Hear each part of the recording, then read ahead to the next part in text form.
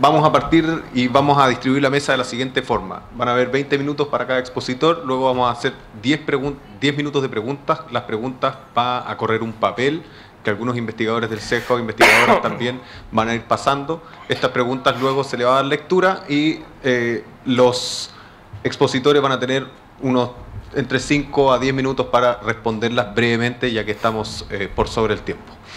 Va a partir Claudio Fuentes, que muchos de ustedes lo conocen. Claudio es profesor de Derecho Procesal de la Universidad Diego Portales, es magíster en Derecho Penal y Procesal Penal por la Facultad de Derecho de la misma Universidad Diego Portales, y también es máster en Ciencias del Derecho por la Universidad de Stanford y actualmente candidato a doctor por la misma universidad en Estados Unidos. Así que luego presento a Gloria. Claudio, por favor, adelante. Ok, gracias. Buenas tardes. Voy a tratar de hacer esto lo más ameno e interesante, dado a la hora que no me favorece. A ver, si uno quisiera ubicar mi ponencia en un determinado contexto, yo diría que las ponencias de la mañana fueron ponencias que tenían dos rasgos. Primero eran ponencias de arriba hacia abajo, podríamos decir, y ponencias muy teóricas. La mía es completamente lo opuesto. Es decir, la mía es una ponencia que parte desde las prácticas que yo he podido identificar y que a propósito de esas prácticas termina haciendo algunas preguntas que tienen que ver con la teoría de alguna manera. ¿Ok? Y para un poquito darles algo de contexto, esta es una ponencia que tiene que ver con parte de uno de los temas que estoy trabajando para mi tesis doctoral y que se ha desarrollado a través del uso de métodos empíricos que ya voy a explicar en un minuto más. Voy a ir muy rápido con las primeras láminas porque ya ustedes han tenido una explicación de esto.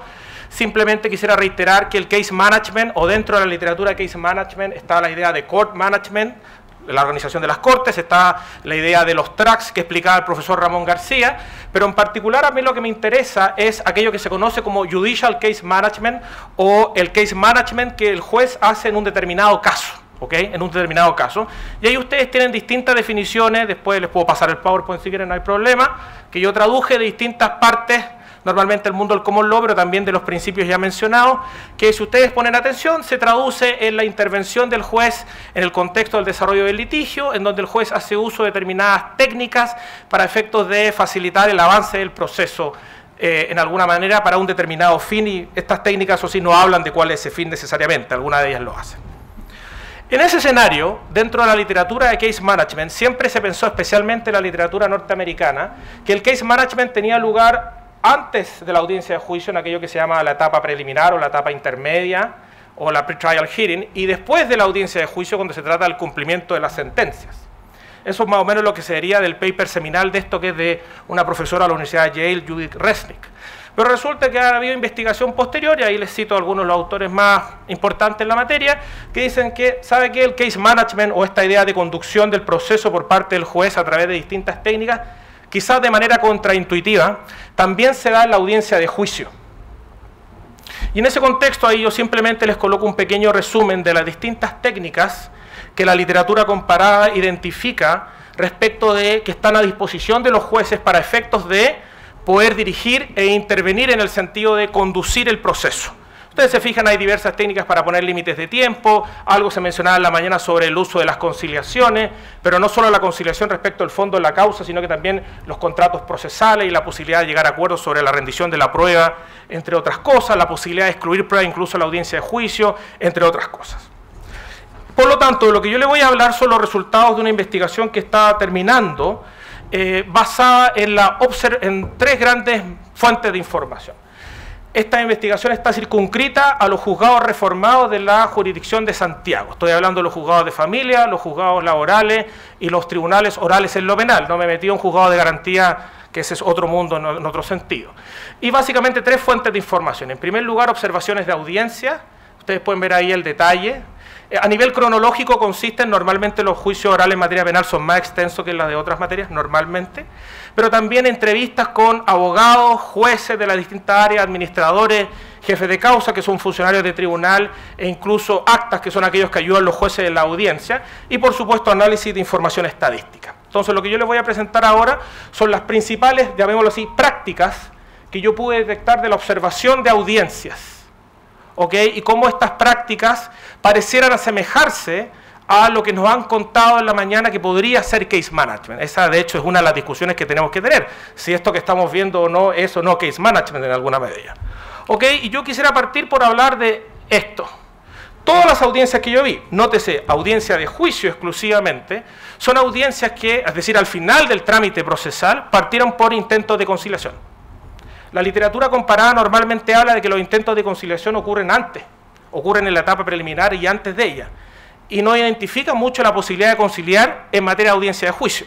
No obstante, lo que yo pude ver en los tribunales de Santiago, y aquí separo los tribunales orales y lo penal, en donde no es posible llegar a acuerdo en este momento, estoy hablando ahora de laborales y después voy a hablar un poco de familia, todas las audiencias parten por un llamado a conciliación. Y ese llamado a conciliación también supone un trabajo en equipo entre el juez y la jueza y su funcionario de acta, que es básicamente la persona que lo ayuda en el desarrollo de la audiencia, verifica cómo está funcionando el audio, que la sala está en condiciones, en donde este funcionario sale a preguntar a las partes si hay una posibilidad de acuerdo y hace una primera exploración.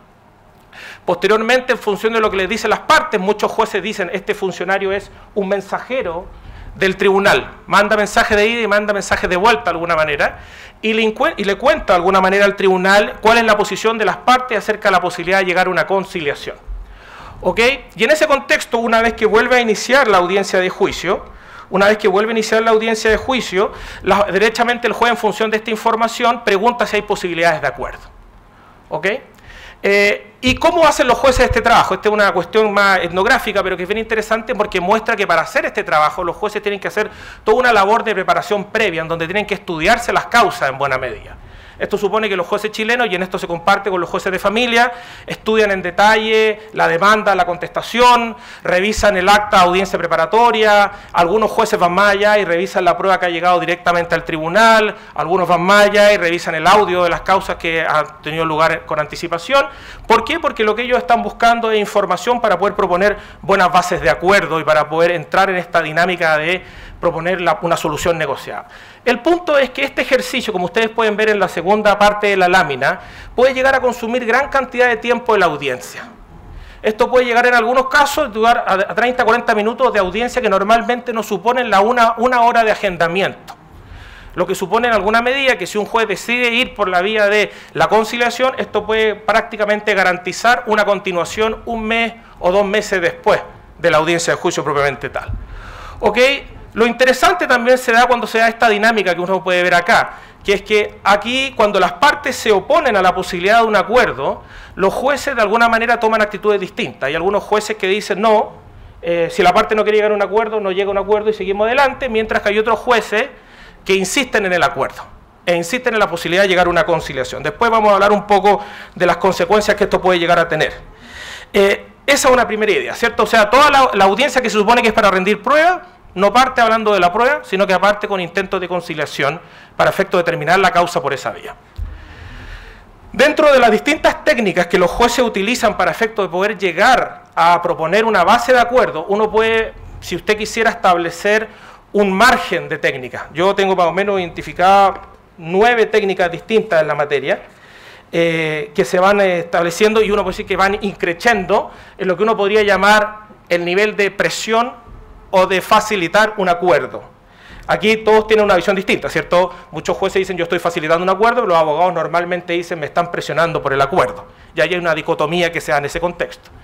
Y uno puede ver de que se habla del riesgo de la prueba, y ahí tienen las frases típicamente que surgen cuando uno observa esa audiencia, la idea de que el juicio oral es impredecible, uno puede ver después, o la necesidad de ahorrar tiempo y recursos, la posibilidad de recurrir se concibe como algo que postergaría la toma de decisión y su efectividad. En materia laboral mucho tiene que ver con la parcelación del pago. Pero en algún momento empiezan a volverse más insistentes este tipo de prácticas y uno puede hablar de lo que yo denomino, no sé si se podría denominar así, como el reality check, que es donde el juez derechamente deja de hablar con el abogado y habla directamente con la persona, con el cliente, y entra a casi ignorar al abogado en este proceso de conversación y a decirle al cliente, mire, su abogado no sé si usted le informó esto, le informó esto otro, de alguna manera, lo que por supuesto para el abogado supone que es desautorizado. Cuando uno habla con los jueces le cuentan el otro lado de la historia. Le dicen, no, lo que pasa es que esta persona está tratando de ir a juicio y tiene un mal caso. Y lo que yo quiero es que, en este caso, un mejor acuerdo que un mal juicio, de alguna manera. Y también uno ve que se va increciendo, ¿cierto? Por ejemplo, el uso de los poderes probatorios del juez como un mecanismo para decirle a las partes, mire, me da lo mismo que tan bueno su abogado, pero cuando yo haga las preguntas el resultado va a ser distinto. Y también esto va increciendo aún más cuando se habla de lo que se conoce en el mundo comparado como la conferencia ex parte, es decir, cuando en algún momento se suspende la audiencia y el juez o la jueza decide tener una conversación en privado con una de las partes y su abogado. Esto desde el punto de vista de la mediación está completamente validado, se llama caucus, pero el punto de vista de los abogados, por supuesto, se ha entendido como la encerrona o nos presionan. Lo que quiero un poco transmitir con esto es que cada una de estas prácticas tiene dos visiones que no siempre van de la mano. En ese contexto, entonces, incluso llegamos a algo bastante más excepcional, que es el apagado del audio, y que se produce una negociación de la cual muchas veces no queda registro, lo que también representa grandes problemas. Y finalmente lo que se conoce como el llamado extraordinario, que es cuando esto ocurre cuando una vez que han terminado la audiencia, se presentó la prueba y aún así el juez intenta llamar a acuerdo. Si esto falla, es decir, si no es posible llegar a acuerdo, lo que uno ve son otras técnicas, esto en familia es muy parecido, me lo voy a saltar por temas de tiempo. Lo que uno puede ver es que los jueces comienzan a intervenir a través de otras técnicas destinadas a simplificar el debate procesal y a simplificar la rendición de la prueba. Esto en materia laboral es muy claro cuando se trata del trabajo con la prueba documental.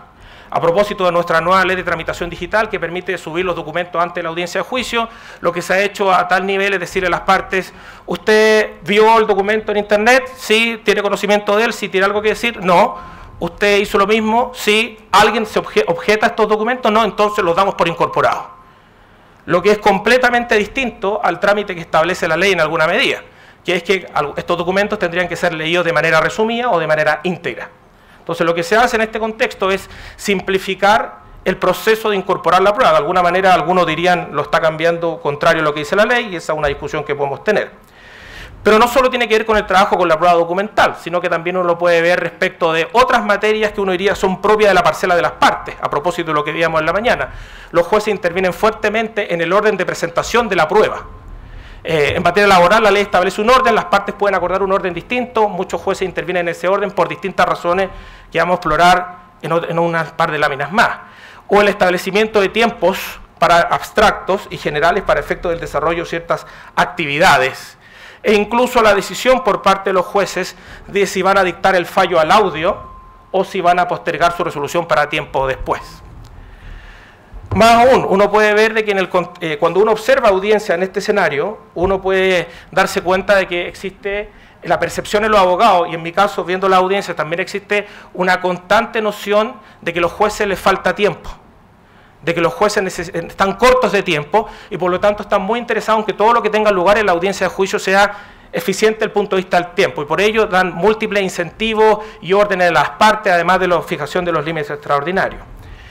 Y finalmente, esto incluso llega a no necesariamente la figura del juez interrogador, pero sí llega a la intervención de los jueces durante la rendición de la prueba, para efectos de, cuando uno conversa con los jueces, la explicación es precisar las preguntas de los abogados para efectos de que vayan más al grano, no nos hagan perder el tiempo en alguna medida. Lo que quiero decir detrás de esto son varias ideas. La primera idea es esta. Es que hay casos y casos. Es decir, en la medida en que si uno hace una reflexión respecto a estas técnicas, uno se da cuenta de varias cosas. Esto pareciera ser algo de case management, en la medida en que los jueces están teniendo un rol activo en la intervención de la prueba. Pero ojo, que no es un rol activo respecto de descubrir la verdad aparentemente, que sería otro de los fines tradicionales de discusión, sino que es un rol activo para efectos de permitir un desarrollo eficiente de la audiencia. Asimismo, lo que uno puede ver es que el juez a lo largo de estas actividades realiza diversas selecciones sobre qué técnicas va a utilizar para conducir la litigación, cuándo va a llamar a conciliación, cuánto tiempo va a destinar a la conciliación, cuándo va a dejar de ir por la conciliación y va a ir por el desarrollo de instrucciones precisas para efecto de la rendición de la prueba, cuáles de esas técnicas va a utilizar y en qué momento las va a utilizar. Entonces, permanentemente los jueces van tomando decisiones acerca de cómo se va desarrollando esta audiencia de juicio y van, quizás de manera implícita, distribuyendo los tiempos de desarrollo de esa audiencia de juicio. ¿Cuánto tiempo yo voy a invertir como juez en intentar un llamado a conciliación? ¿Cuánto tiempo yo como juez le voy a dar a esta parte para que realice su interrogatorio o su contrainterrogatorio? ¿Qué pasa si esa parte no se pasa de ese tiempo? ¿Cómo yo voy a lidiar con esa situación? Entonces, esta idea, un poco lo que muestra es que los jueces derechamente están interviniendo, no para buscar la verdad, sino que para hacer aparentemente la audiencia más eficiente en cuanto a su desarrollo. Vamos a saltar la lámina que viene, que habla de penal, que es un poco distinto por temas de tiempo, porque quiero ir a esto. Entonces, esto es un resumen muy resumido de estas prácticas que yo las tengo mucho más detalladas en otro contexto.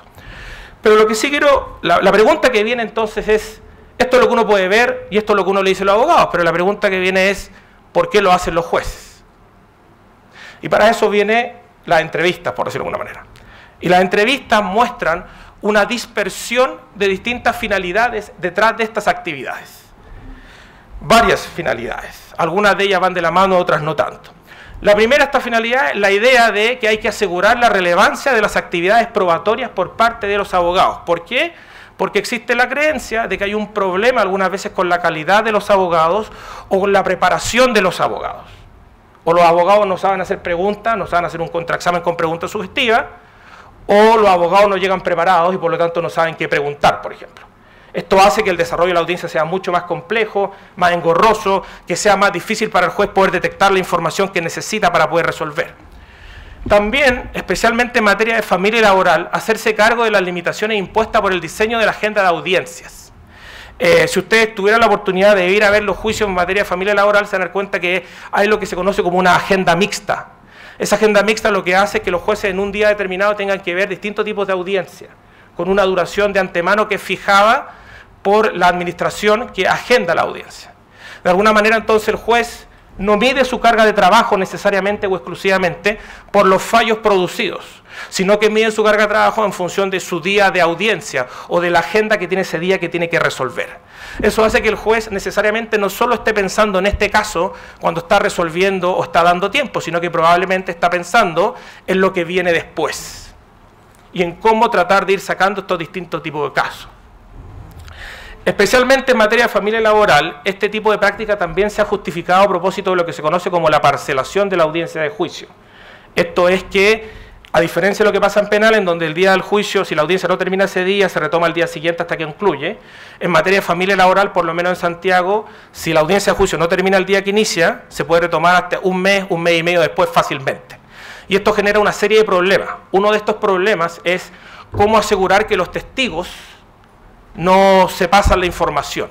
Y eso muchas veces hace que algunos jueces digan, no, yo voy a preferir que esta primera audiencia se determine exclusivamente la prueba testimonial para yo evitarme después de que el testigo que viene en un mes y medio más pueda escuchar el audio, cosas de ese estilo.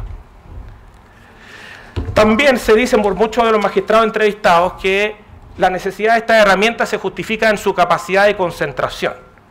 Que estar atento a una audiencia de 1 hora, 2 horas, 3 horas requiere una capacidad de concentración que en un escenario de agenda mixta no es fácil de lograr y por lo tanto ellos tienen la necesidad para poder procesar adecuadamente la información de tener que utilizar estas herramientas para precisar la discusión y el debate que está teniendo lugar. En esa misma línea, y quizás esto es lo más polémico de esta presentación, hay jueces que son bastante transparentes al momento de reconocer que alguna de estas herramientas o la conciliación o los límites de tiempo en alguna medida tiene que ver con su carga de trabajo. Carga de trabajo entendida en dos maneras distintas. Cómo yo manejo los tiempos para poder sacar mi agenda en el día, pero también carga de trabajo entendida como en qué momento yo voy a redactar este fallo, cuántas horas de trabajo este fallo me va a suponer a mí. Porque eso es lo que se nos olvida de los sistemas orales. Lo que hace la oralidad es concentrar la prueba, pero el fallo sigue siendo escrito y sigue teniendo que tener lugar después. ¿Cuántas horas de trabajo este fallo me va a suponer? 2 horas, 3 horas, 4 horas.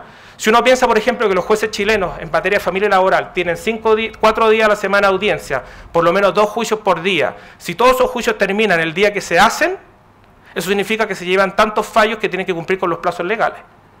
Por lo tanto, la carga de trabajo, la oralidad en ese sentido es bien intensa igualmente. Y esto supone que los jueces tienen que tomar en cuenta esta información. No lo puse en la lámina, pero lo voy a decir igualmente para efectos de una discusión más interesante. 5 minutos, sí, lo tengo acá yo también. Gracias. Es más interesante, que tiene que ver con la idea de hasta qué punto los jueces merecen tener vida. Me explico. Los jueces que yo pude entrevistar que estaban al día con su carga de trabajo eran jueces que trabajaban de lunes a domingo, de 9 a 8.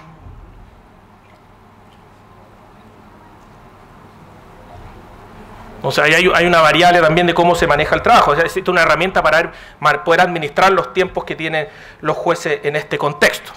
En casos más complejos en materias penales, esto tiene que ver también con lo que se conoce como cuando la información te sobrepasa, es decir, es tanta la información que entregan las partes que tú necesitas irla parcelando para poder tú ordenarla y más adelante y poder ir construyendo tu fallo a medida que va avanzando el proceso, que es una idea un poco contraintuitiva. Uno tiene la idea de que la oralidad supone que el juez como que no hace nada hasta que tiene que dictar el fallo, pero cuando tú tienes un juicio en materia penal especialmente de 1 semana o 2 semanas o más, realmente el sistema de trabajo es distinto, no funciona de esa manera. Este otro gran problema clave que tenemos, que es la audiencia preparatoria, que no está filtrando como debería filtrar, y puedo detenerme en eso si ustedes quieren. Y en materia laboral existe una narrativa muy fuerte, probablemente derivada de un incremento de ingreso anual de 10%, de que están sobrepasados de trabajo. Probablemente esto es verdad. Entonces estas herramientas también se utilizan en ese sentido. Esto lleva a varias preguntas, ¿cierto? La primera pregunta es, ¿todas estas finalidades estamos de acuerdo con ellas como sociedad? ¿Son todas estas finalidades que autorizan a usar esta herramienta en este sentido? ¿O hay alguna de estas finalidades que no estaríamos de acuerdo que autorizan a usar esta herramienta? La siguiente pregunta es, si estamos de acuerdo con que todas estas finalidades efectivamente son válidas, ¿todas lo son igual de válidas? Una tercera herramienta es, ¿todas estas técnicas que están acá son igual de válidas y deberían usarse? ¿O hay algunas que estuviésemos dispuestos a decir, no deberían usarse de ninguna manera en ningún contexto? Es decir, vinculándolo con lo que ustedes vieron en la mañana, si nosotros aceptásemos que esto es case management, tenemos un problema importante con cuál es la finalidad de esta herramienta. Y tenemos que tener esta discusión acerca de cuál es la finalidad de todas las cosas que estamos haciendo. Y para cerrar, que entiendo que me quedan 3 minutos, esto también tiene algunas consecuencias. Yo puedo identificar 3 consecuencias. Primero, la idea de ausencia de control, desde la perspectiva de los abogados, obviamente, ¿cierto? Es decir, normalmente los escenarios de conciliación se dan en eventos de informalidad, en donde no hay sistemas de registro, lo que hace que cualquier tipo de intervención de los jueces en ese contexto pueda ser percibida como los abogados como ¿qué hago si pierde su imparcialidad? ¿Qué hago si dice algo que lo compromete? Y eso para muchos abogados queda esta idea de una sensación de vulnerabilidad, de alguna manera. Es decir, esto tiene un riesgo inherente y por lo tanto la forma como se hace puede ser determinante. Una segunda consecuencia tiene que ver con lo que podríamos llamar el cambio de dinámicas. Es decir, en la medida que nuestra teoría procesal no reconoce que una audiencia de juicio puede dar pie a este tipo de prácticas, lo que nosotros le enseñamos a nuestros estudiantes son cosas que no tienen que ver con la realidad. Uno piensa que la audiencia de juicio es una audiencia para rendir la prueba, pero resulta que en la práctica lo que uno ve es que esta es una audiencia en donde rendir la prueba es uno de sus objetivos, muchas veces no es el más importante, y hasta qué punto la teoría procesal disponible se hace cargo de esa situación y da un marco teórico para todos los operadores para que puedan entender cuál es su rol en estos escenarios que la ley no reconoce, por decirlo de alguna manera. ¿Ok?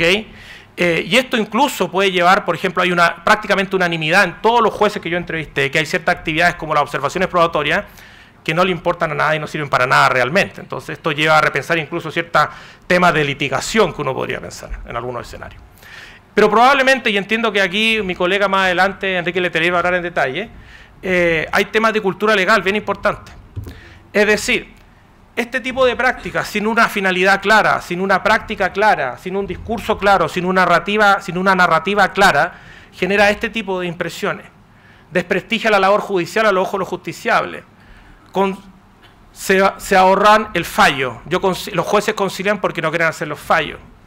O los jueces utilizan estas técnicas para efecto de irse a almorzar temprano, por decirlo así. Entonces, claro, en la medida en que no hay una narrativa, no hay nada que lo explique, que los abogados piensen que todo esto está mal, efectivamente va a dar pie a ese tipo de comentarios. Y también genera un desprestigio para los ADR y para los acuerdos.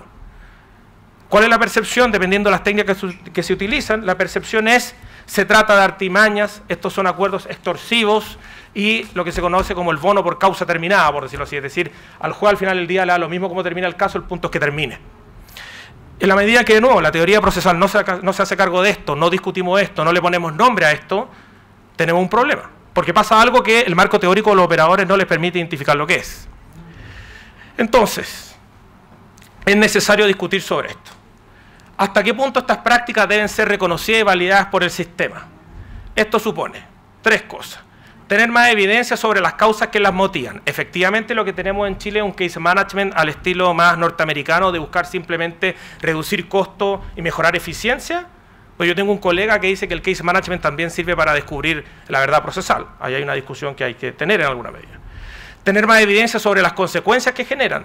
No solo fijarse en los beneficios que esto tiene, sino que también esto tiene costos. ¿Cuáles son los costos? ¿Los tenemos bien identificados?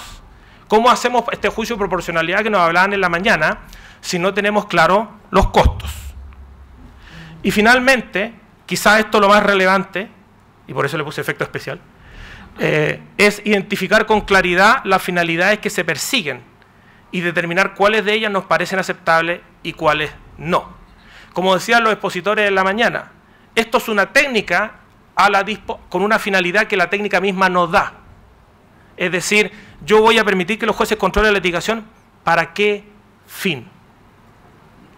Eso es lo que hay que realmente discutir en buena medida. Bien, un poco rápido, pero espero que haya sido de utilidad. Muchas gracias. Ahora a seguir con la presentación de Gloria, que no la presenté antes, entonces ahora la presento. Gloria es, muchos de ustedes la conocen, jueza de familia, una de las impulsoras de reformas en materias no penales, dirigió el Centro de Medidas Cautelares del Tribunal de Familia de Santiago y ha estado a cargo de, entre otras cosas, la elaboración del Acta 98-2009, esa temida Acta de Gestión en Familia. Es diplomada en Mindfulness por la Universidad del Desarrollo, hizo el curso para ser ministra y actualmente está habilitada para hacer suplencias en la Ilustrísima Corte de Apelaciones de Santiago, además de tener un máster en Derechos Fundamentales en la Universidad de Jaén y Málaga en España. Así que, por favor, Gloria, Gloria me pidió, por favor, moverse, así que sí, como tú te sientas más cómoda, puedes llevarte. Bien. Yo te voy más. ¿Y cómo paso las laminitas? ¿Te traigo el control? No. Sí, es que es como lejos. Ya. Bueno, buenas tardes a todas y todos. El tema del case management, tal como lo hemos visto durante la jornada de ayer y hoy, entiendo, se plasma, a mi juicio, en lo que se ha dado en llamar los planes anuales de trabajo, que son o es la herramienta de gestión judicial que se incorpora por el propio Poder Judicial a través de diversos mecanismos. ¿Por qué le pongo abriendo puertas para el cambio? Porque efectivamente esto ha dado lugar a una nueva cultura organizacional, a mi juicio, después de 20 años, casi 2 décadas de reformas. ¿Cuáles son estas reformas? Bueno, todas las que se han dado en la judicatura, salvo en la judicatura civil, que es obviamente por la que quizás estamos acá sentados. Hablamos de la reforma procesal penal, de la reforma de familia, la reforma laboral, las modificaciones legales que estas reformas implicaron y por ende los cambios estructurales que hubo que hacer para adoptar los nuevos sistemas en términos de oralidad e inmediación de procedimiento básicamente. Esto implicó una profesionalización de los tribunales, cambios tecnológicos y transformaciones del país en general. ¿Cómo se enfrenta esto? ¿Qué pasó con la dotación inicial, con la dotación actual? ¿Qué pasó con las reformas? ¿Cuál fue el efecto de haber hecho estas reformas sin lo que también es una herramienta muy importante a mi juicio para adoptar cualquier tipo de cambio, más aún un cambio de mentalidad como el case management? No se hizo gestión de cambio. ¿Cuáles fueron las consecuencias de esta falta de gestión de cambio? Primero, alto nivel de ausentismo en las personas, importantes niveles de estrés y angustia en jueces, administradores y funcionarios, escasa capacitación en procedimientos propios del nuevo sistema informático, graves problemas de adaptación al nuevo procedimiento, imposibilidad de atender excesiva carga de trabajo y demanda de los usuarios. Falta de niveles intermedios de coordinación. Resistencia de las personas ante cambios en los procedimientos, jerarquías y pérdidas de poder o estatus a los que se está acostumbrado en un sistema escrito. Excesivo desgaste de las personas por factores emocionales y de sobrecarga laboral. Falta de gradualidad en el caso de las reformas que no son las penales, que fue la única reforma que tuvo gradualidad y por lo tanto permitió ir haciendo un avance y dando respuestas ensayo-error para poder, en definitiva, llegar a las ciudades más grandes con mayores y mejores herramientas ya probadas. La falta de gradualidad o plan piloto impidió en las reformas no penales hacer mejoras incrementales a los procedimientos y sistemas, y tampoco fue posible hacer pasantías al personal en el marco de la capacitación. Hubo dificultades para proveer cargos vacantes por falta de personas especializadas, especialmente jueces y, en el caso de familia, consejeros técnicos. ¿Cómo se enfrentó esto? Hubo varias medidas que se tomaron por el propio Poder Judicial, la excelentísima Corte Suprema y las Cortes de Apelaciones, estableciendo medidas de contingencia, planes pilotos, formando equipos de trabajo. De aquello fuimos parte, algunos de los que estamos acá hoy día sentados, y muchos jueces muy motivados tratamos de llevar adelante cambios en esta materia. Y efectivamente esto requirió de monitoreo constante e ir avanzando. Nos dimos cuenta, obviamente, que había mucha brecha en el tratamiento de procedimientos basados en un sistema por audiencias versus la escrituración de la que estábamos saliendo. Por lo tanto, había que modificar claramente la forma como tramitar las causas. Estábamos ante un cambio que hacía que esa forma más ritual y formal de llevar adelante los procesos escriturados no tuviera cabida en este nuevo sistema oral, donde en realidad no podíamos seguir confundiendo la actividad jurisdiccional con cada uno de los pasos concretos establecidos y concatenados que deben cumplirse precisamente para llegar a la resolución. Eso implicó tomar decisiones de cómo enfrentar entonces la oralidad, la inmediación entre el juez y las partes, por lo que toda la gestión debía estar más que nada centrada en las audiencias y su realización, lo que permitía obviamente menos formalidad en las actividades del tribunal. De hecho, hay algunas de las reformas que tienen como principio, además de la oralidad, la inmediación y la concentración de las gestiones, tienen además la desformalización como principio. Superando entonces la brecha entre la escrituración y la oralidad, con una administración profesionalizada, profesionalización además de las funciones de las personas del Poder Judicial, condición base para el cambio de paradigma hacia la oralidad y la inmediación del procedimiento, pudimos seguir avanzando, dejando atrás entonces la figura tradicional y clásica del juez unipersonal como cabeza y líder único, gerenciando el tribunal y responsable de todo. Nos cambiamos entonces a un sistema donde hay un flujo muy distinto con nuevos recursos, especialmente tecnológicos, audio digital de registro de las actuaciones y de las audiencias, funcionarios profesionales o técnicos y tribunales con pluralidad de jueces. ¿Cuáles eran los cuestionamientos en este sentido? Voy a bajar porque me complica. ¿Cómo se hacía funcionar el nuevo sistema? ¿Quién mandaba a quién? ¿Cierto? Teníamos administradores profesionales versus jueces. ¿Cómo se ejercían los controles entre unos y otros? ¿Cuáles eran los límites de las atribuciones que pertenecían a los jueces y cuáles a la administración? ¿Cómo se organizaba de manera más armónica el trabajo para el fin para el que se había concebido esta nueva manera de enfrentar los procesos? ¿Y cómo se garantizaba en ellos la participación de los intervinientes institucionales? ¿Cómo se garantizaban además y principalmente los derechos de las partes y su acceso a la justicia? Para enfrentar estas preguntas, como respuesta a ello, se requirió obviamente la creación de estos equipos de trabajo que fueron conformados por jueces motivados, como decía anteriormente, y dispuestos al cambio. Se hicieron proyectos pilotos, mejoras de los sistemas de comunicación, alfabetización judicial digital, quiero decir, de las personas y procesos, revisar y mejorar los sistemas informáticos, generando y generalizando las herramientas tecnológicas, tanto en la información como en las comunicaciones internas y externas. Es decir, hubo toda una preparación para poder ir respondiendo todas estas preguntas, desarrollando interconexión con instituciones relevantes, coordinación con dichas instituciones, creación de manuales de instrucción o manuales de procedimiento, procedimientos objetivos y generales con descripción de funciones y perfiles de cargo. Y así se va dando origen entonces a unos flujos de trabajo y estandarización de resoluciones modelo a la usanza de lo que está establecido en el case management, que va quedando plasmado en estos manuales en su inicio. Se requirió también de generación de indicadores de gestión para medir la carga de trabajo, medir los tiempos asociados a absorber esta carga de trabajo, capacidad humana necesaria y construcción de metas.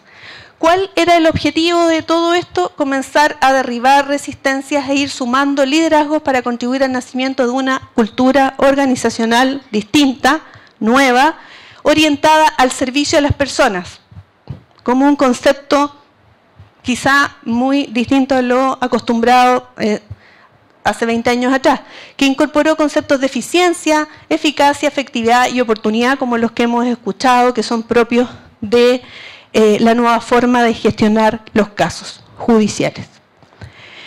¿Cuáles fueron los conceptos a considerar? Y la respuesta: eficiencia judicial, dado que los recursos obviamente son escasos o no son suficientes para satisfacer todas nuestras necesidades, debemos por una parte priorizar aquellas necesidades o preferencias, lo que importa decir que algunas simplemente no podrán ser satisfechas, y por la otra utilizar de la mejor manera posible los recursos disponibles para poder cubrir el máximo de necesidad, evitando su desperdicio. Eso, llevado a la eficiencia judicial, apela entonces a la toma de decisiones, necesidad de optar entre cursos de acción distintos o partir de ciertas premisas diferentes. Eficiencia judicial dentro de un contexto que trascienda la visión tradicional, que ve en ella simplemente la incorporación de visiones tecnocráticas al diario quehacer judicial, paradigmáticamente en el área de la gestión judicial.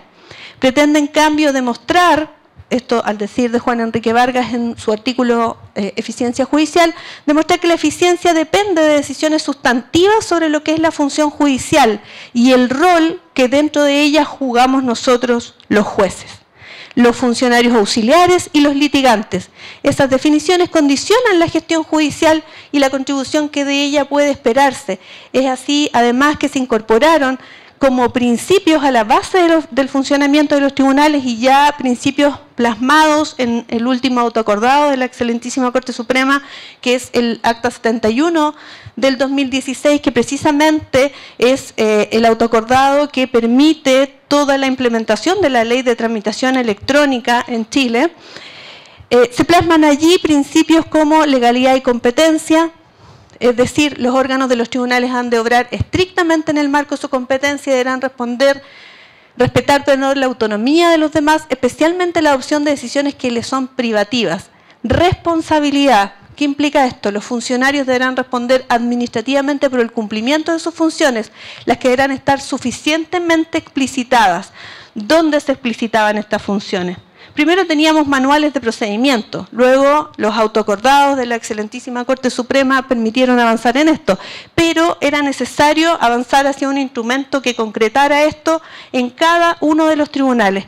Y es así que van haciendo entonces el Plan Anual de Trabajo, o PAT, de cada tribunal. Eficiencia como otro principio. Todos los miembros del tribunal deberán desarrollar su función en términos tales que permitan el logro de los objetivos institucionales, optimizando el uso de los recursos asignados. ¿Qué pasó en materia penal, que es donde se inicia este camino hacia el Plan Anual de Trabajo, o cómo se va plasmando entonces todos estos requisitos o estos elementos que podríamos identificar del case management? En materia penal, la primera herramienta es un manual de procedimiento, se suma un manual de procedimiento en materia de familia, luego el autoacordado 91, Acta 91 del 2007, que fue confeccionado para la tramitación en juzgados con carpeta electrónica. Esto implicaba juzgados penales, familia, laborales y cobranza laboral, además de las cortes de apelaciones para efectos de los recursos. Es decir, empezamos a sumar no solo los juzgados de primera instancia, sino también las cortes de apelaciones, que es a lo que se refirió una de las ponencias con que terminamos la mañana, y que tiene que ver con que estos cambios no pueden ser solo en la primera instancia, sino que deben necesariamente abordar a la segunda instancia y ojalá en el caso de Chile a la Corte Suprema, que es nuestra principal jerarquía. Luego vino el autoacordado 98 del 2009, que es del que hablaba Juan José, también derogado por el Acta 71 del 2016, que básicamente tuvo por objeto dar lugar a la gestión y administración, o establecer la gestión y administración de los juzgados de familia. Esta acta establece principios básicos que están en consonancia con los de legalidad, responsabilidad, eficacia y eficiencia, todos ellos unidos frente al concepto de servicio a las personas, que hoy forma parte de la definición del plan estratégico del Poder Judicial en Chile.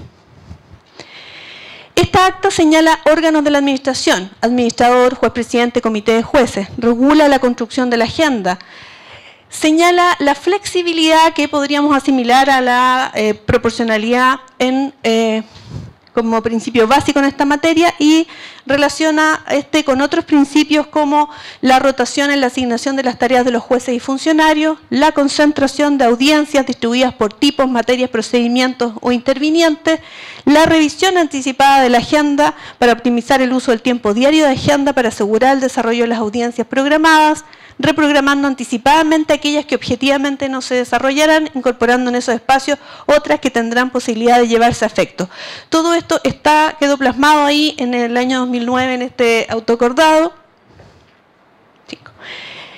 Y se establece entonces también como principio la celeridad de la oportunidad de la decisión, evitar suspensiones y ejercer facultades de exclusión de pruebas, tiempos de agendamiento, tiempos máximos de agendamiento en 90 días, determinando número de salas en función y número de audiencias, estableciendo esta tipología de casos por materia interviniente y por tipo de audiencia. ¿Qué es lo que permitió esto? A través de, luego, finalmente, el vaciado de todos estos conceptos y de todos estos manuales de procedimiento, todos estos autoacordados se refundieron en la Ley de Tramitación Electrónica, en el Acta 71 del 2016, y se incorpora entonces la tramitación digital a los procedimientos judiciales como necesidad de sistematizar también los autos acordados y fijar directrices generales para el funcionamiento de los tribunales que tramitan con carpeta electrónica, compatibilizando sus procedimientos con las reformas legales.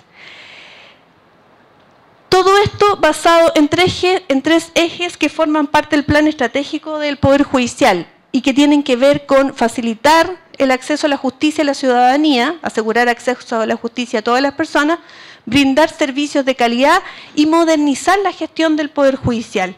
Esos son los objetivos que debe tener lo que en definitiva es el plan anual de trabajo. Es decir, desde la génesis, como partimos, ¿no es cierto?, tratando de responder una serie de preguntas, llegamos finalmente al vaciado y concreción de todas estas respuestas que está en el plan anual de trabajo de cada uno de los tribunales que, por disposición del autoacordado 71, debe confeccionar cada juzgado de todas las judicaturas hoy en día. En su momento, el plan anual de trabajo, y por eso se menciona el Acta 98 del 2009, era una herramienta de gestión obligatoria solo para la judicatura de familia. Hoy día lo es para todas las judicaturas. ¿Qué implica el plan anual? Es una herramienta de gestión obligatoria desarrollada al interior del Poder Judicial para abordar la gestión judicial de causas o casos. Es un cambio de paradigma por la incorporación de los principios de oralidad, inmediación, concentración y de formalización, base de todas las reformas procedimentales. A la par, introduce la administración profesionalizada en la judicatura reformada, demostrando que en los planes anuales de trabajo se constatan elementos que permiten determinar la existencia de gestión judicial de casos o case management. Voy a quedar hasta aquí porque me queda muy poquito tiempo, solamente para decirles que al analizar los planes anuales de trabajo, que fue el estudio de la ponencia que yo realicé, me encontré con que efectivamente todos estos elementos que se señalan para la gestión judicial de casos están presentes en los planes anuales de trabajo, y eso permite al juez en el momento de las audiencias, y no voy a hablar de las audiencias de juicio como lo señaló Claudio, sino más bien de las audiencias preparatorias o audiencias preliminares.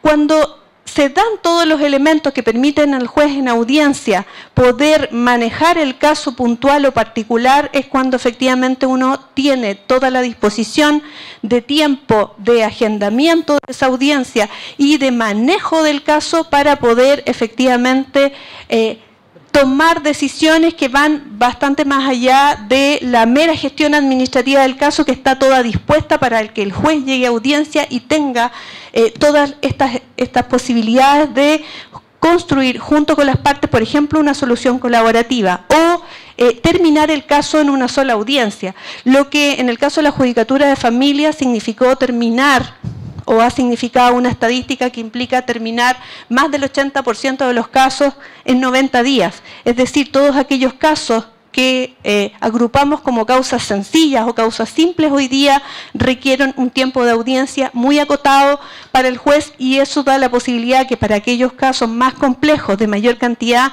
de adversarialidad, de mayor cantidad de prueba, cuando ya estamos en la audiencia de juicio, el juez pueda manejar, por ejemplo, mayores tiempos, mayor cantidad de herramientas, por ejemplo, decidiendo junto a los abogados de las partes y construyendo una solución colaborativa que muchas veces puede implicar más de una audiencia, pero que también implica manejar este tiempo al alero de las propuestas de bases de acuerdo que se van construyendo, mirando siempre el proceso como una herramienta y no como una camisa de fuerza que obliga entonces a las partes y al juez a terminar las causas solo porque efectivamente ese es el día en que hay que terminar la causa. No sé si me expliqué.